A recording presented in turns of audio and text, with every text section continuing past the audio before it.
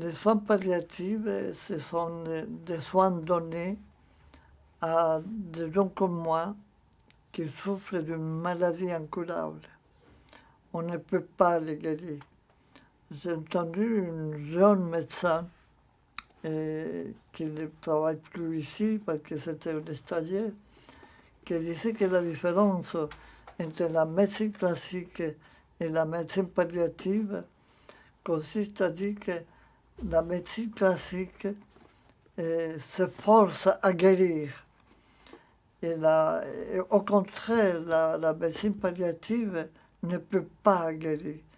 Il constate que la médecine atteint ses limites et qu'il doit avoir donc un groupe, une communauté de médecins, des équipes soignantes de tout type qui accompagnent les gens au bout de la vie. Moi, je conteste l'idée que les soins palliatifs accompagnent les gens à la mort. Car ce n'est pas vrai, parce que la réalité est que, comme tout le monde, la vie finit à un point donné, et c'est jusqu'à ce point que nous vivons. Donc, il s'agit d'accompagner les gens à vivre jusqu'à ce point. Moi, tant que ce concept que je défends s'applique à l'hôpital de Berive, je suis satisfait. Étant donné que ma maladie, c'est une maladie rare et orpheline, j'ai subi cette maladie depuis quelques années déjà. Et personne ne savait qu'est-ce que j'avais. Donc j'ai vécu le plus possible chez moi, le plus longtemps possible chez moi, jusqu'au moment que je ne pouvais plus casser la l'œuf. Et que je me suis de ma propre... J'ai constaté que je ne pouvais plus vivre seul parce que ma femme travaille. Et je me suis moi-même interrogé où devais-je continuer à vivre. Alors j'ai consulté mon médecin généraliste et on a convenu que désormais il n'y a pas un endroit adéquat pour les gens qui souffrent de cette maladie. Confirmé d'ailleurs par Madame Héritier, qui est la chef de la clinique de neurologie de l'hôpital cantonal. Il n'y a pas des endroits adéquats pour les gens qui souffrent de ces maladies parce que c'est très lourd. Je ne peux rien faire, c'est comme un bébé, mais je n'ai pas de force. Je dois même demander de l'aide pour que quelqu'un me serve un verre d'eau. Donc, ce qui m'aide à vivre ici, c'est la possibilité de compter avec la sollicitude de beaucoup de gens très aimables, très compréhensifs, en vue d'un sentiment d'humanité et de compassion. J'attends de pouvoir continuer à causer, à réfléchir, à parler avec les gens, avec tout le monde, d'écrire. Et étant donné que j'avais fait ce doctorat, que j'avais fait cette thèse, je suis en train maintenant, avec cet ordinateur que vous voyez ici, d'adapter ma thèse pour faire un livre qui soit un petit peu plus accessible. Alors, ce n'est pas facile parce que je ne peux pas tout le temps écrire, je me fatigue. Mais je veux avancer le plus possible dans cette démarche. Oui, sinon, de temps en temps, j'écris des poésies. Ce n'est pas des poésies thérapeutiques, ce n'est pas de l'eau bénie que je fais. Ce sont des poésies qui font un constat tout simple de l'existence. Ce n'est pas une poésie mystique, c'est simplement des mots qui me rapportent à la réalité la plus concrète, ce que je vis, ce que je respire quotidiennement. Cette maladie m'a donné le privilège, et je le vous dis très sincèrement, de connaître une communauté humaine qui est très dévouée à leur métier, à faire son travail, à faire un bon travail. Ce sont des valeurs que j'apprécie beaucoup.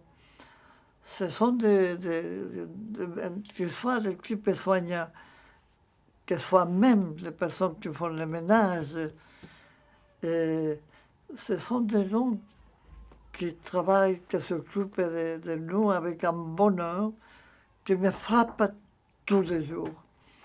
Ce sont des gens sensibles, qui ont beaucoup d'humour, qui sont aussi efficaces à la mesure du possible.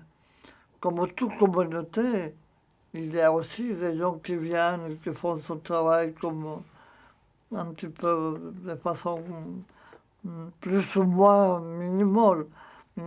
Mais je vous assure, la plupart des gens qui sont ici, ce sont des gens qui sûrement ont choisi ce métier parce que ça les inspire l'idée de faire du bien.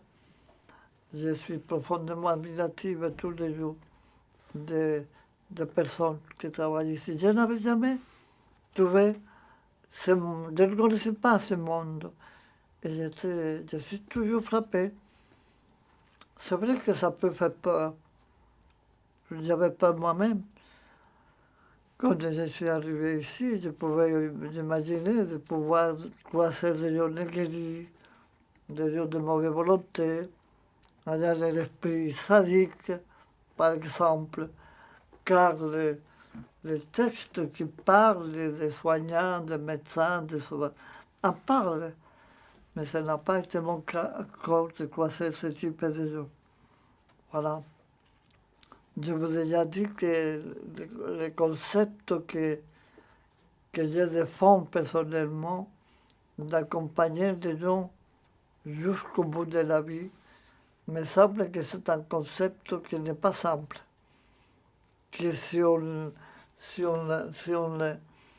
se penche un peu pour l'analyser, ça peut conduire à toute une philosophie qui pourrait servir à faire progresser les soins palliatifs avec une philosophie humaniste surtout.